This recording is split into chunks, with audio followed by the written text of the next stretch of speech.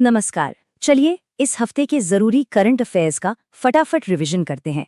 आज हम विज्ञान, पर्यावरण और विरासत से जुड़े कुछ बहुत ही मजेदार टॉपिक्स को देखेंगे जो एग्जाम के लिए बेहद जरूरी हैं। तो तैयार हो जाइए। कभी सोचा है कि क्या बिना धूप के भी ऑक्सीजन बन सकती है, या क्या कोई ऐसा जीव हो सकता है जो ग्रहों की टक्कर तक झेल जाए? सुनने में बिल्कुल साइंस फिक्शन जैसा लगता है ना? पर हाल ही में कुछ ऐसी खोजें हुई हैं जिन्होंने वैज्ञानिकों को भी हैरान कर दिया है। तो चलिए आज इन्हीं दिलचस्प टॉपिक्स को एक एक करके समझते हैं। तो सबसे पहले बात करते हैं उन साइंटिफिक डिस्कवरीज की जो हमारी पुरानी सोच को पूरी तरह से बदल रही हैं। हमारा पहला टॉपिक है डार्क ऑक्सीजन। यकीन मानिए, साइंस एंड टेक के लिहाज से ये एक बहुत ही बड़ी और इम्पॉर्टेंट खोज है। तो आखिर ये डार्क ऑक्सीजन है क्या? बिल्कुल आसान भाषा में समझें तो ये वो ऑक्सीजन है जो समुद्र की इतनी गहराई में बनती है जहां सूरज की रोशनी पहुंच ही नहीं सकती, और जब रोशनी नहीं तो फोटोसिंथेसिस भी नहीं। ये उस बात से एकदम अलग है जो हम स्कूल से पढ़ते आ रहे हैं। और पता है ये खोज कहाँ हुई? प्रशांत महासागर में, क्लैरियन क्लिपर्टन जोन में, वो भी सतह से 4000 मीटर नीचे। जरा सोचिए, इतनी ज्यादा गहराई में ऑक्सीजन बन रही है। तो सवाल ये है कि ये बनती कैसे है। देखिए, ये कोई बायोलॉजिकल प्रोसेस नहीं है, मतलब इसमें कोई पौधा या बैक्टीरिया शामिल नहीं है। होता क्या है कि समुद्र की तलहटी में पॉलीमेटैलिक नोड्यूल्स होते हैं जो एक तरह की बिजली पैदा करते हैं, और यही बिजली पानी का इलेक्ट्रोलिसिस कर देती है, मतलब पानी को तोड़ देती है और ऑक्सीजन रिलीज हो जाती है। कमाल की बात है ना? चलिए अब मिलते हैं एक ऐसे जीव से जो किसी सुपर हीरो से कम नहीं। इसका नाम है डिनोकॉकस रेडियोड्यूरेंस। ये एक एक्सट्रीमोफाइल बैक्टीरिया है। ये बैक्टीरिया अपनी जबरदस्त सहन शक्ति के लिए मशहूर है, मतलब ये बहुत ज्यादा रेडिएशन और भयंकर सूखे को भी आराम से झेल जाता है। और इसका सीक्रेट है इसकी डीएनए रिपेयर करने की गजब की ताकत। ये अपने टूटे हुए डीएनए को बहुत तेजी से वापस जोड़ लेता है। इसकी ताकत का अंदाजा इस बात से लगाइए कि ये हमारे वायुमंडल के दबाव से 24,000 गुना ज्यादा प्रेशर झेल सकता है। ये लगभग वैसा ही है जैसे कोई उल्का पिंड टकराया हो। और यहीं से पैनस्पर्मिया थ्योरी को भी सपोर्ट मिलता है, जो कहती है कि जीवन शायद उल्का पिंडों के जरिए एक ग्रह से दूसरे ग्रह पर पहुंचा हो। चलिए अब अपने दूसरे सेक्शन की तरफ बढ़ते हैं और देखते हैं कि कंजर्वेशन और इकोलॉजी की दुनिया में क्या नया हो रहा है।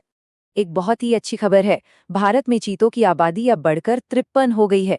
ये हमारे कंजर्वेशन प्रयासों के लिए एक बहुत बड़ा और पॉजिटिव साइन है। तो एक नज़र प्रोजेक्ट चीता पर डाल लेते हैं। इसका मकसद है भारत में चीतों को दोबारा बसाना। इन चीतों को मध्य प्रदेश के कूनो नेशनल पार्क में रखा गया है, और हाल ही में 5 नए शावकों के जन्म के साथ ये प्रोजेक्ट एक बार फिर से सुर्खियों में है। अब बात करते हैं एक और प्यारे और जरूरी जानवर की, कोआला। पर्यावरण के लिहाज से ये अक्सर खबरों में रहते हैं। देखिए, IUCN की रेड लिस्ट में कोआला को वल्नरेबल यानी असुरक्षित बताया गया है। इनके लिए सबसे बड़ा खतरा है क्लामाइडिया नाम की बीमारी। लेकिन एक बहुत बड़ी कामयाबी मिली है, ऑस्ट्रेलिया ने इस बीमारी से लड़ने के लिए दुनिया की पहली वैक्सीन को मंजूरी दे दी है। ये इनकी आबादी के लिए एक नई उम्मीद है। चलिए अब एक ऐसे टॉपिक की बात करते हैं जिसमें अक्सर कंफ्यूजन होता है, यूथेनेशिया यानी इच्छा मृत्यु। देखिए, ये 2 तरह की होती है। पहली है एक्टिव यूथेनेशिया, मतलब डॉक्टर जानबूझकर कोई एक्शन ले जिससे जीवन खत्म हो जाए। ये भारत में पूरी तरह से अवैध है। दूसरी है पैसिव यूथेनेशिया। इसमें लाइफ सपोर्ट सिस्टम को हटा दिया जाता है, और ये 2018 से भारत में कानूनी तौर पर मान्य है। तो ये जो अंतर है ना एक्टिव और पैसिव का, इसे समझना बहुत जरूरी है। और अब आते हैं हम अपने आखिरी सेक्शन पर, जिसमें हम एक इम्पॉर्टेंट कल्चरल हेरिटेज साइट और एक ज़रूरी एनवायरनमेंट रिपोर्ट पर बात करेंगे। ये जो खूबसूरत जगह है, ये है ईरान के तेहरान में मौजूद गुलिस्तान पैलेस। ये हाल ही में मिडिल ईस्ट में बढ़े तनाव की वजह से चर्चा में रहा है। गुलिस्तान का मतलब होता है गुलाब का बाग।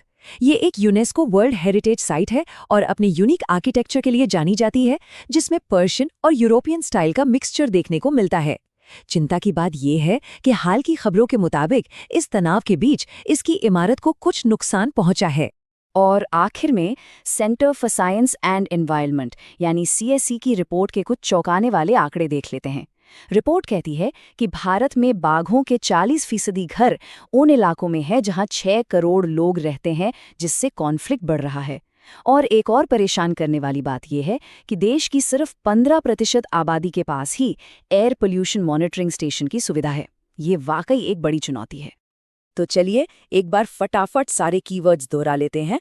डार्क ऑक्सीजन और पॉलीमेटालिक नोड्यूल, डेनोकोकस रेडियोड्यूरेंस और पैनस्पर्मिया थ्योरी, प्रोजेक्ट चीता और Kuno national park, koala vaccine, passive euthanasia Gulistan palace और सीएसई एनवायरनमेंट रिपोर्ट। ये सभी टर्म्स आपके एग्जाम के लिए बहुत ज़रूरी हैं। तो ये था इस हफ्ते का एक क्विक लेकिन कंप्लीट विश्लेषण। उम्मीद है कि इससे आपके रिवीजन में मदद मिली होगी। इन टॉपिक्स के बारे में और भी पढ़ते रहिए। अगली बार फिर मिलेंगे कुछ नए और ज़रूरी मुद्दों के साथ।